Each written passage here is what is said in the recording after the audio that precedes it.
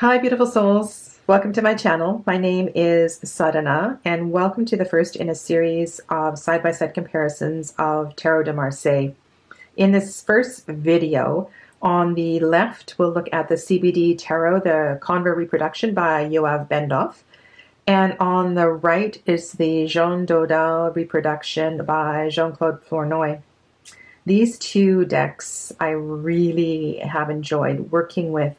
And the project of looking at them side by side is really a personal journey in trying to understand the nuances of the Tarot de Marseille. Let's get right into the cards, and then I'll bring up some of the historical questions that I have, as well as the details and the style of the art. One of the things I do appreciate about both these decks is that there's no issue as far as the gaze of each of the figures in the cards or the way their body language is facing. For the most part, that is consistent through both decks, which makes the comparison a lot easier. In the Magician card, one of the points of intrigue for me is in the left hand. In Ben-Dov's book, he says that one of his intentions was to soften the abnormal detail. And I'm wondering about this line here, if this is actually a pranic line of energy in the Magician's left hand that was eliminated in the Conver deck, or if it actually was there in the original Conver.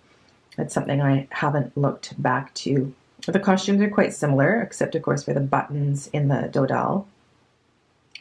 And if you look at the table, the objects are also quite similar, different colors, of course.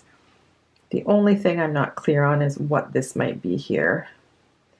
And it kind of disappears under the Magician's sleeve, so who knows what that is. I know that Ben-Dov also tried to make the gaze, make the eyes and the facial expressions more appealing to a contemporary audience. In La Papesse, La Princesse, we have a different shaped crown. And one of the things I've been wondering, because this deck is from Lyon and this one is from Marseille, I believe. So if we look at the distance between these towns and how people traveled in those days, so we're going back to about 1701. I've seen this deck as anywhere within a 10-year period, and this one about 1760. So we have a whole, not only a generation, but quite a distance in France itself. So if the Tarot de Marseille, the style of tarot, took on its kind of its own energy and its own symbols, depending on where in France it was made. Yeah, because that crown shape is quite different. And the rest of this card is very, very similar, except for a few of the details on the Papesse's robe here. And there's some interesting, you'll see on the Empress card as well too, the choice of color for either part of the throne. So here we have this perhaps blonde hair. This could also be a wig. And then we have this skin color chosen here, here, and here, which is a little bit mysterious to me. L'Impératrice. And you'll see the shield for both the Emperor and the Empress is different in the two decks. The background and the details on the bird, the eagle. The scepter, very similar.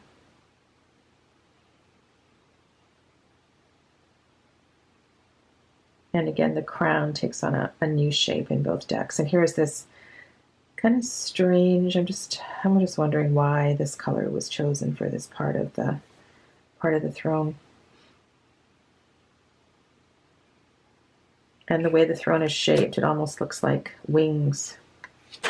Here is the marking of Mermet, the engraver. So this 4 is not actually, well, it may be a 4, but it's also an engraver's mark. And you can see we have the same emblem as on the Empress, but the bird is facing in the opposite direction.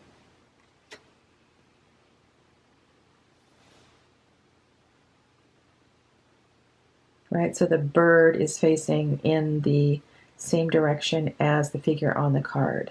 So the Empress faces to the future and the Emperor faces to the past, if you read the cards that way. And different subtle differences in the clothing. Le Pup. I have lots of questions. Wondering if that it's actually hands or blue gloves is one of my questions. And you'll see here we have a different scepter here. We have the same markings on the hand or the glove. And I really do appreciate the shift in the facial expressions in the Ben-Dov deck.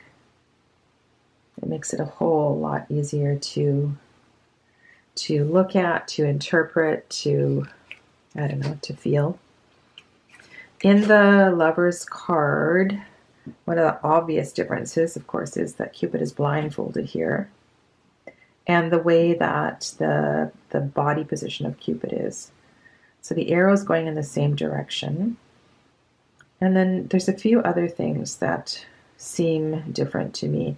This looks more feminine. This looks more masculine. And this looks more feminine and that looks more masculine, if that is indeed the situation. So they seem to be reversed.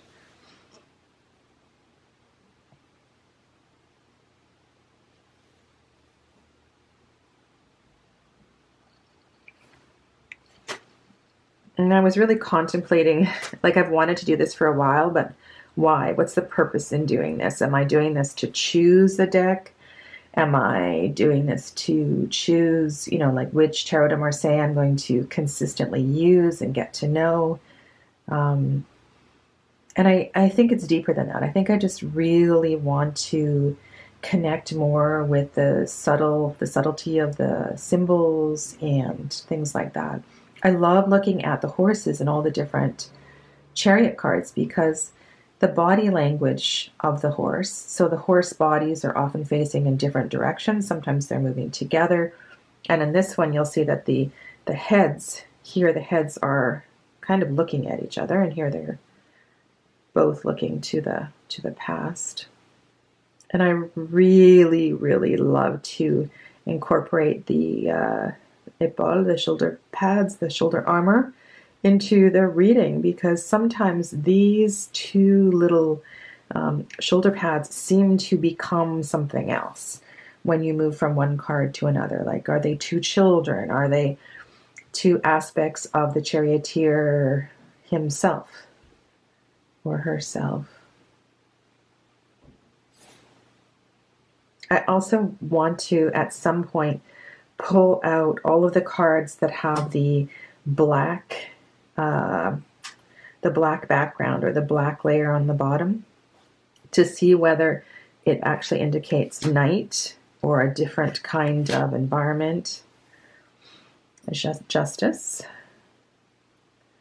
La Justice,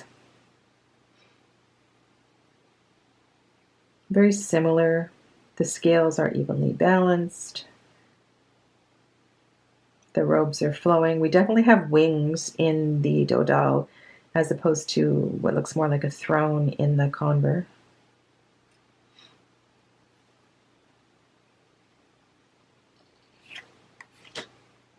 La Meat.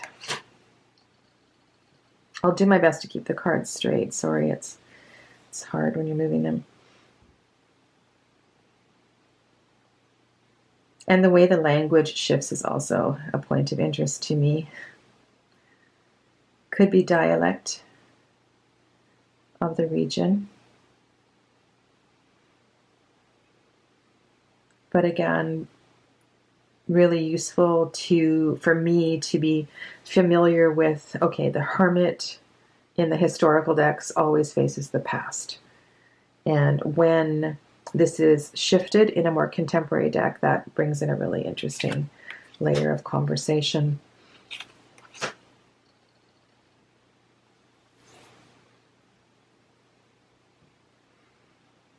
And whether or not the wheel is balancing on water is another one for me. And the choice of blue versus skin color in some of the figures around the wheel. And again, the way that the faces are looking is different. It's not the same. Like this little guy here is looking right at us. And then we see that same infinity symbol in the hat that we saw in the Magician, and we'll see this hat in other cards as well too. And here, why do we have a skin-colored neck and a white face? Inquiring minds want to know. I talked about this mark before, so made for foreigners. Fait pour l'étrange. So it's possible that this particular edition of the Dodal that is available, well, there's two of them, I believe, one in the museum in Britain and one in the one of the museums in France that were used to create this reproduction. Both had this mark. So perhaps this deck, this particular edition, was designed for export. Le pendu, le pendu. I notice a difference in the Roman numerals as well too. This little weird bit here, which always brings in a little bit of conversation. I'm wondering if this is part of the shoulder decoration. And when the hanged man is upside down, naturally this part of the fabric falls in this direction. I really don't think this is weird little fingers. It just doesn't make sense to me that it would be hands. But the questions are really similar, except of course we have a green leg and a white leg. And why this little bit of skin color here, I don't know. And this wasn't colored in for the rope. We just have blue here. And of course one tongue sticking out, one tongue not sticking out. Death.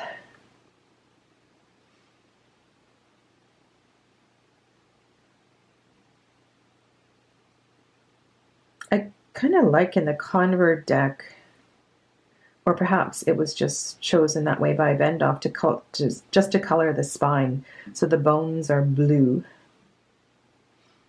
And then the area around the sacrum is red, which of course we can read significance into. The scythe is facing in the same direction, which helps.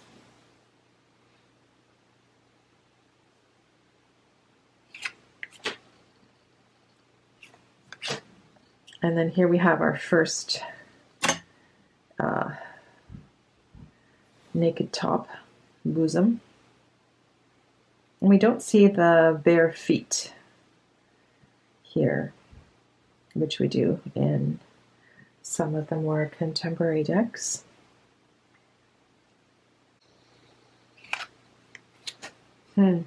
Sorry. I was just pausing because for those of you that have watched me for a while, you know I bring in a lot of yogic teachings to my tarot reading. And I'm just gazing that the right side of the dress is blue, the left side of the dress is red, but both sleeves are red. That's interesting to me. The way that I read color, but also trying to, when I'm reading Tarot de Marseille, to read it more as color would have been interpreted in that particular culture. And I love the Devil card. There's so much to work with in this card. Not only is I forget where I read about it. This is actually a yogic mudra, this gesture here where you cross your eyes and you stare at the nose. Really interesting that Conver included this facial expression here. And then in the Dodal, we have all these eyes. Eyes, eyes, eyes at the knees. So much to look at, and perhaps to connect with connecting cards in reading.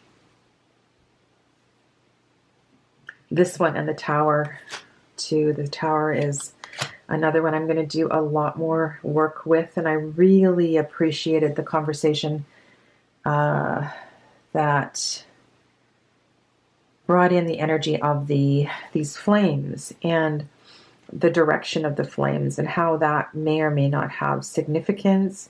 And you'll also notice on some of the Tarot de Marseille, the Tower has a door with steps leading up to the door, not just like it looks like there's no entrance here. So I think this card in particular has a lot of different pieces that are worthy of deeper conversation.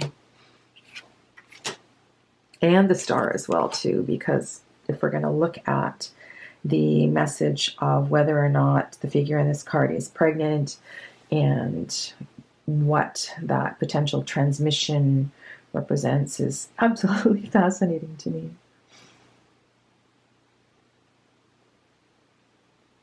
And it looks to me in the Conver deck like she is completely in the water, whereas in the Star she's half on land, and well, actually both feet are on land.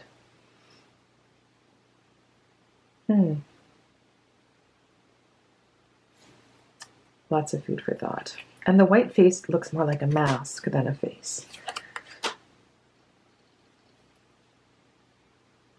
Obvious differences in the moon, of course, are that the crayfish is colored and the moon itself looks quite different.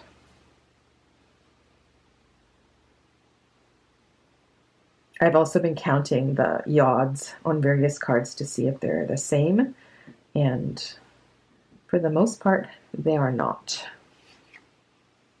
And here is the sun.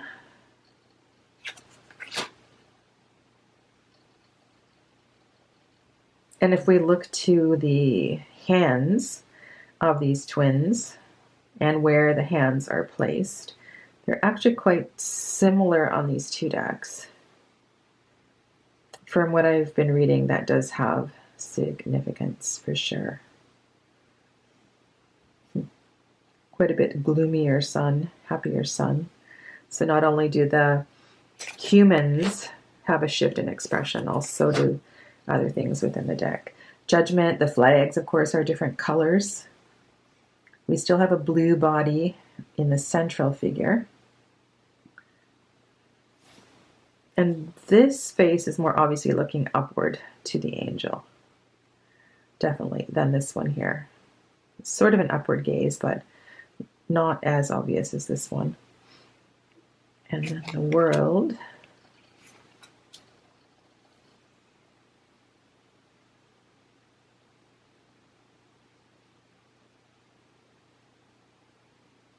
And we don't see the full border on the bottom here either. Both cards extend the artwork into the upper border.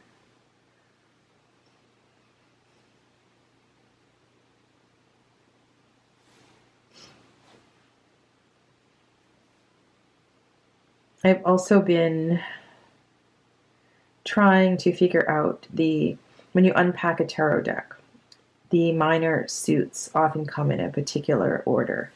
And for the most part, I think Wands is often the first, but that doesn't always follow. And one of the books that I was reading referred to this being the order here, but that doesn't seem to fit if we're going from fire to earth to water to air. And also the relationship between these figures here and the knights is another whole other conversation. And then we end with the Fool. La Mat and La Folle. You'll notice again different language, slightly different coloration. We have bells in the Conver deck. So we have the bells on the waist, but also we have bells here. Ace of Bâton. Do you remember I said the yods were different? So here we have 4 and 4, but I believe there's one fewer in the Dodal than here, and that may or may not have some significance. Also, the wands are quite different, and we have this razor blade thorny thing here too. The color is, this is more olive, this is more grass green. I'm not sure how that looks on the camera. Okay, and I'll go through the minors a little more quickly. And if there's any cards that I go through too quickly and you want to see again, just let me know in the comments below. And again, things look a little different. The flowers are a little different, and some of the details. And you can also pay attention to which cards do and do not have Roman numerals on them. And the reds are quite different in the wands, in the two cards, as are the yellows. The light blues are very similar.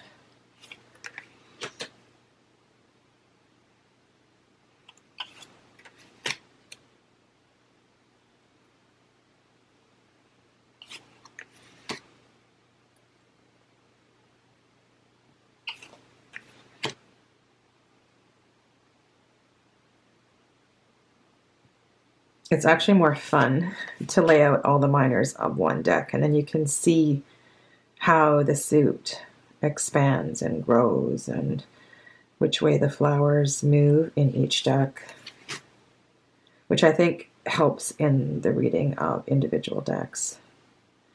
And then we have 9 and 10.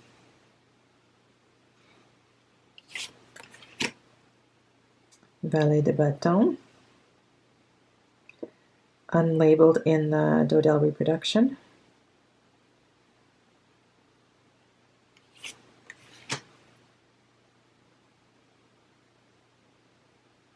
And here's an example of, I want to pull out these cards that have the black on the bottom and just see if that has any, if there's any pattern emerging there.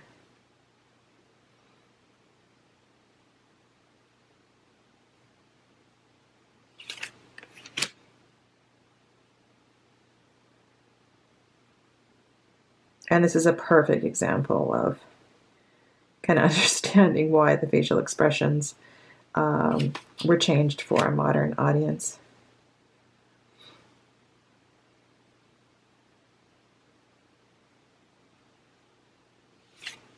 And then the cups. I may do a separate video just on the aces and some of the particular cards that I've mentioned. I have an interest in, and you'll see the markings, various markings on the 2 of Cups as well as the 2 of Pentacles. And that's part of the puzzle. Part of the fun is to try to figure out who GM is and all the other initials and names and symbols that appear on the cards. 3, 4, 5. Interesting that we have green here on this one, which seems to be a bit of an anomaly.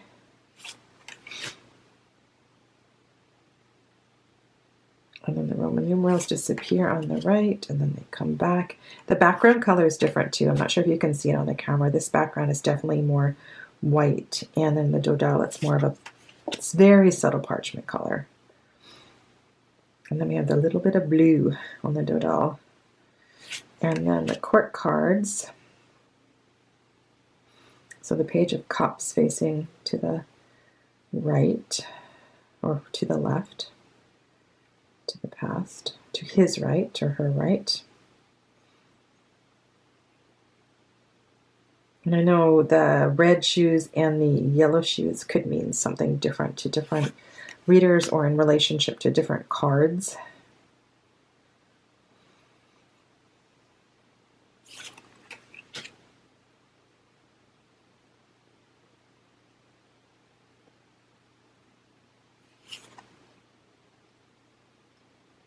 So I'll just show you, there's the King and the Queen.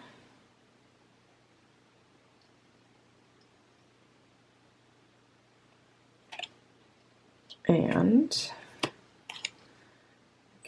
Queen.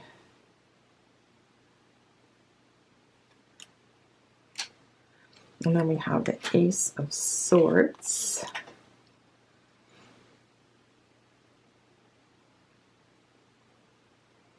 Which is quite a celebratory. Like I feel the celebration in this card. This feels like a lot of pomp and circumstance. I actually really like these liners, especially on the Conver deck and the CBD.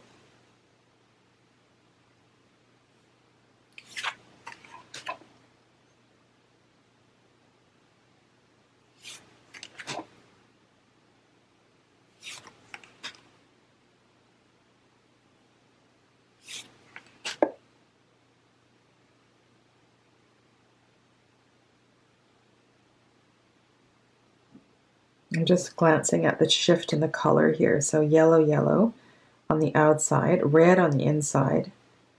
And this one has yellow on 3 sides and red on 1. Sometimes these things pop out and other times not so much. And the 10. Valet, d'Épée, Page of Swords. And again, I put these in the order of Page, Knight, Queen, King, which is not always the order they appear in various decks.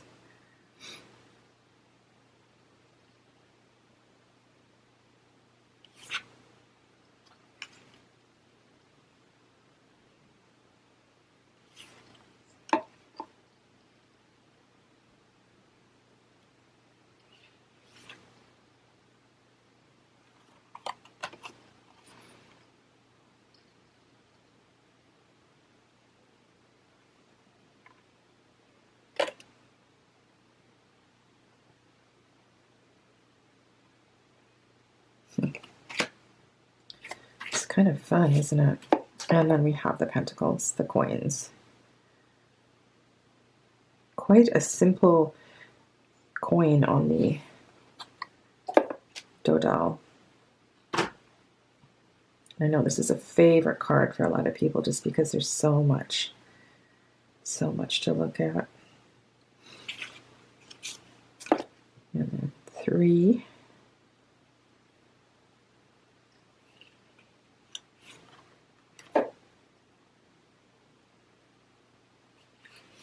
And so when we get to the coins, we need to be able to, I don't know, I just feel like of course you can count the coins, but to be familiar with the shape is really helpful.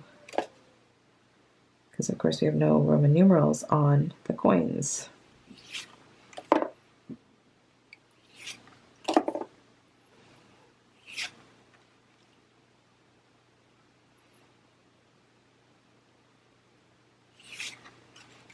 And then our last quartz. I find it interesting that the valet has a beard on the right. Just because of the association with the youthfulness.